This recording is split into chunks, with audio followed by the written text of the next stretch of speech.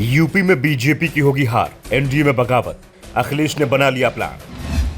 राज्यसभा चुनाव में बीजेपी को मिलेगी हार, सपा की रणनीति तैयार। बीजेपी ने उतारा है अतिरिक्त उम्मीदवार, अब दिख रही है हार। अखिलेश ने एनडीए में सेंधमारी की कर ली है पूरी तैयारी। उत्तर प्रदेश में राज्यसभा की 10 सीटों के लिए चुनाव चल रहा है। पहले यह तय माना जा रहा था कि बीजेपी 7 और सपा की ओर से 3 उम्मीदवार उतारे जाएंगे और सभी उम्मीदवार निर्विरोध चुनाव जीत जाएंगे, क्योंकि बीजेपी के पास जो संख्या बल था वो 7 सीट जीतने के लिए ही था, तो सपा की भी 3 सीटों पर जीत तय मानी जा रही थी। दरअसल यूपी में राज्यसभा की 1 सीट जीतने के लिए 37 विधायकों के समर्थन की जरूरत है, और जब चुनाव का ऐलान हुआ तो उस समय महागठबंधन के पास 119 सीटें थी। 3 सीट जीतने के लिए 111 वोट चाहिए थे और महागठबंधन पर उससे 8 वोट ज्यादा थे। लेकिन अचानक ही जयंत चौधरी ने पाला बदल लिया, जिस कारण आरएलडी के 9 विधायक भी महागठबंधन से निकल गए और सपा के पास अब 3 उम्मीदवार जीतने के लिए 1 वोट की कमी हो गई। और ये कमी तब और चिंता को बढ़ाती दिखाई दे रही है जब सपा के 2 विधायक जेल में हैं, जिस कारण से वो वोट नहीं दे पाएंगे। यानी कमी 1 वोट की नहीं, 3 वोट की हो गई है।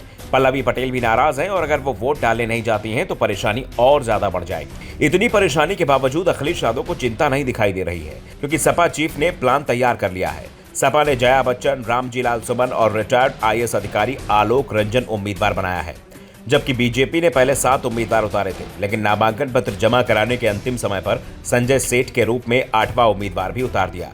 दरअसल जयंत चौधरी के एनडीए में आने के बाद बीजेपी को उम्मीद दिखाई दे रही है कि वो अब 8 सीट जीत सकती है, और इसके लिए वो सपा के 2-3 विधायकों को अपने पाले में करने की रणनीति तैयार कर रही थी।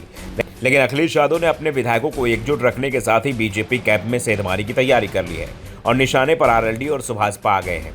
दरअसल ये दोनों ही दल 2022 का विधानसभा चुनाव सपा के साथ मिलकर लड़े थे, और अखिलेश ने जब आरएलडी के जयंत चौधरी और सुभाषपा ओपी राजभर को सीटें दी थी तो सीट देने के साथ अपने कुछ उम्मीदवार भी दे दिए थे।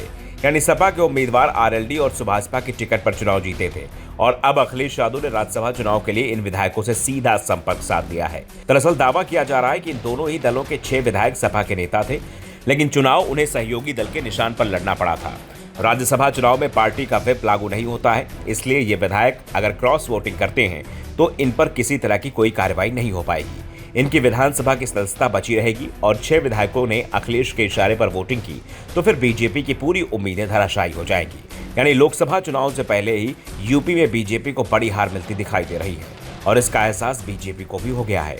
इसलिए बीजेपी जयंत चौधरी और ओपी राजभर पर लगातार अपने विधायकों को एकजुट करने का दबाव बना रही है। इसी के चलते बीजेपी ने 27 फरवरी तक योगी मंत्रिमंडल के विस्तार का काम भी टाल दिया है, क्योंकि सबसे बड़ी चिंता आरएलडी के विधायकों को लेकर है। आरएलडी हाल ही में महागठबंधन से अलग हुई है, और जब जयंत ने यह फैसला किया था तो पार्टी के 9 में से 5 विधायक इससे नाराज बताए जा रहे थे। ऐसे में जयंत के लिए अपने विधायकों को संभालना मुश्किल दिखाई दे रहा है, और इसके साथ ही ये भी साफ हो गया है कि राज्यसभा चुनाव में बीजेपी ने 8वां उम्मीदवार उतारकर जो मास्टर स्ट्रोक चलने की कोशिश की थी, ये मास्टर स्ट्रोक अब बीजेपी पर ही भारी पड़ता दिखाई दे रहा है। Bureau report, the such India.